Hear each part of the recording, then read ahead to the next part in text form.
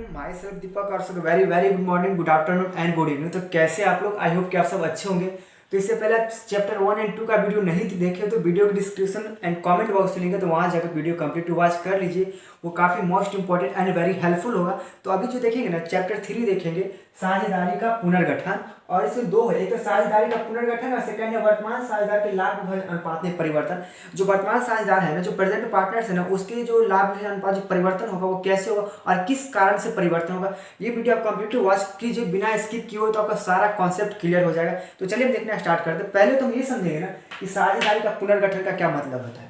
पहले ये समझिए कि साझेदारी होता क्या है। एक बार मैं रिपीट कर दूं कि जब भी किसी संस्था या किसी फर्म को चलाने के लिए दो या दो से अधिक व्यक्ति सहमत होते हैं, उसमें प्रॉफिट एंड लॉस जो भी होगा आपस में शेयर करने के लिए, अगर प्रॉफिट भी होगा तो उसमें अपना हिस्सा लेंगे और लॉस भी होगा तो उसमें अपना हिस्सा देंगे, तो क्या कहलाता है? साझेदारी कहलाता है। अब पुनर्गठन का क्या मतलब है ना, पुनर्गठन का क्या मतलब है ना कि एक रिलेशन चल रहा है, मान लीजिए एक गर्लफ्रेंड बॉयफ्रेंड का ही एग्जांपल लीजिए कि वो दोनों का रिलेशनशिप चल रहा है अच्छा से, और किसी कारणवश ब्रेकअप हो जाता है और फिर से बोलते हैं कि नहीं यार जो हुआ उसको भुला के फिर एक नया लाइफ स्टार्ट करें, तो हम उसी को बोलते हैं पुनर्गठन। अगर वहां नहीं समझते यहाँ समझिए बुकी। देखिए, विद्यमान समझौता में किसी प्रकार का परिवर्तन साझेदार फर्म का पुनर्गठन कहलाता है। देखिए, जो प्रेजेंट में समझौता है, जो अभी समझौता है, जो अभी कंडीशन है, चलो कि हम जो भी प्रॉफिट होगा 50-50 लेंगे, या तुम 25% लोगे और मैं 50% लूंगा, समझ रहे ना बात को।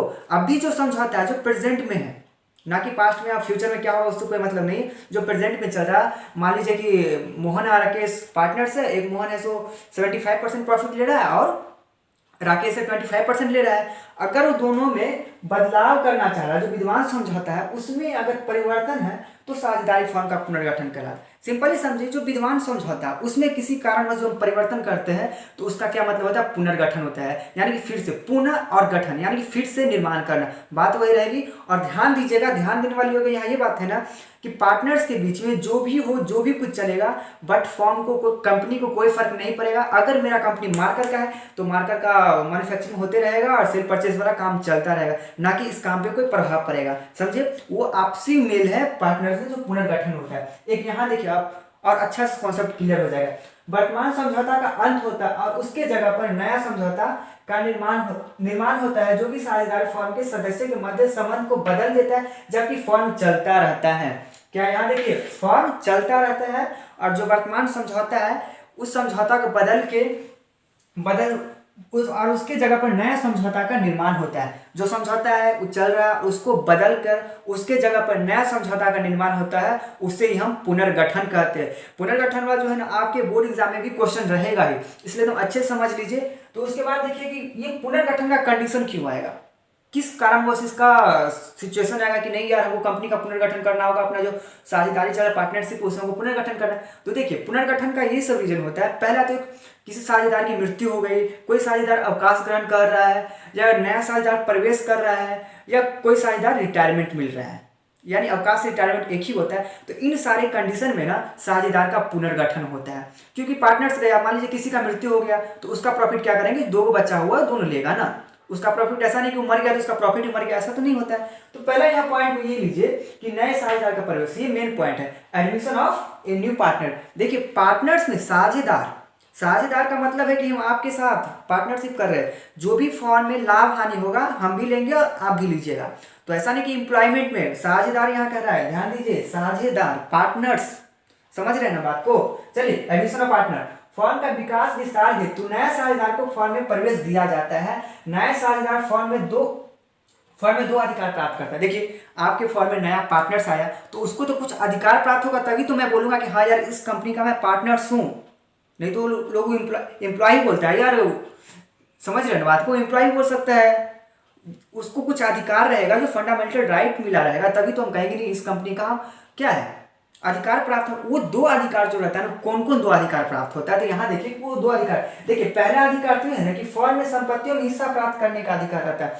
जो भी कंपनी है उसमें जो भी मेरा फर्म में संपत्ति का मतलब क्या होता है, बिल्डिंग हुआ, एसेट्स हुआ, लैंड हुआ, ये सब जो मेरा संपत्ति में आ गया, उस संपत्ति में मेरा हिस्सा होगा जब हम किसी कंपनी या किसी संस्था में पार्टनर्स बनेंगे।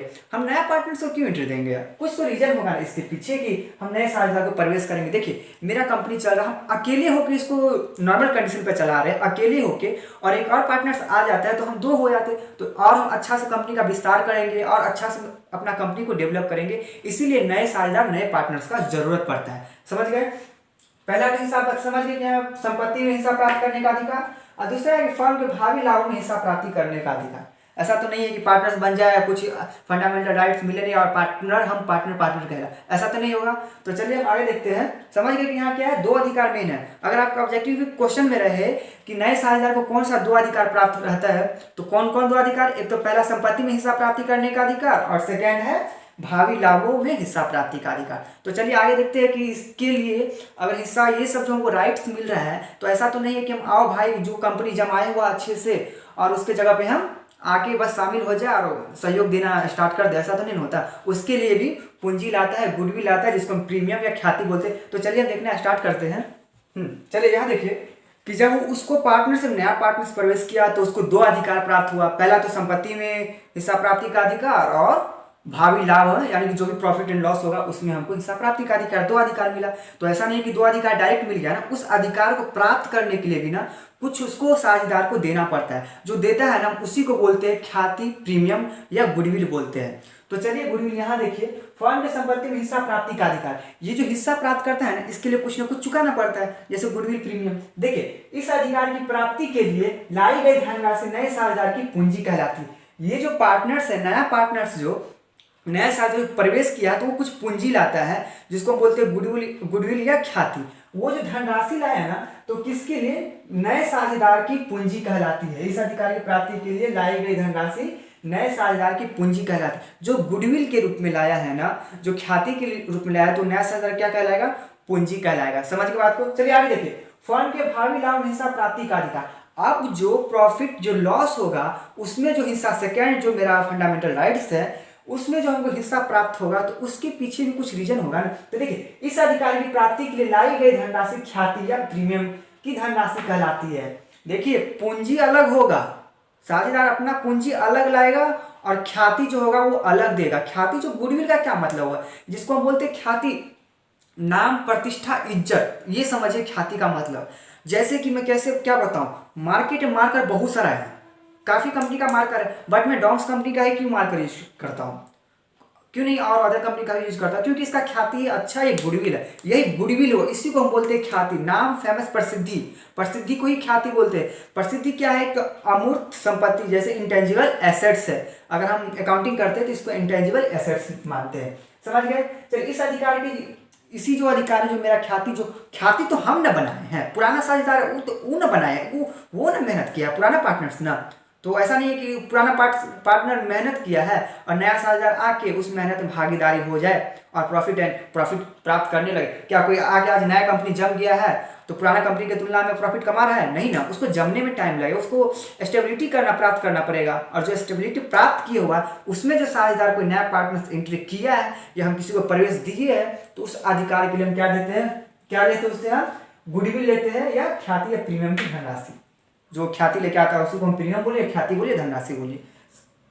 समझ लीजिए। देखिए नए साझेदार के प्रवेश के समय निम्न महत्वपूर्ण बिंदु होते हैं। देखिए जब नया साझेदार प्रवेश करता है ना तो उसको कुछ महत्वपूर्ण पॉइंट होता है। तो महत्वपूर्ण पॉइंट कौन कौन सा है, तो यहाँ देखिए, पहला है लाभ विभाजन अनुपात, ठीक, नए साझेदार द्वारा लाई गई पूंजी, संचित लाभों का वितरण एवं परिसंपत्तियों का पुनर्मूल्यांकन एवं दायित्वों का पुनर्मूल्यांकन, ख्याति का मूल्यांकन एवं समायोजन एवं साझेदार की पूंजी का समायोजन। इतना चीज ये सब है ना, ये हमको एडजस्टमेंट करना पड़ता है। तो समझ गए, आई होप कि आप अच्छे समझ गए होंगे। और कहीं कुछ डाउट है, दिक्कत है तो कमेंट करके पूछ सकते हैं। और नीचे मेरा व्हाट्सअप नंबर, उस पर आप डायरेक्ट कमेंट कर सकते, डायरेक्ट उस पर आप चैटिंग कर सकते हैं। तो thanks for watching and like कीजिए एंड सब्सक्राइब कीजिए और अपने दोस्तों को भी शेयर कीजिए।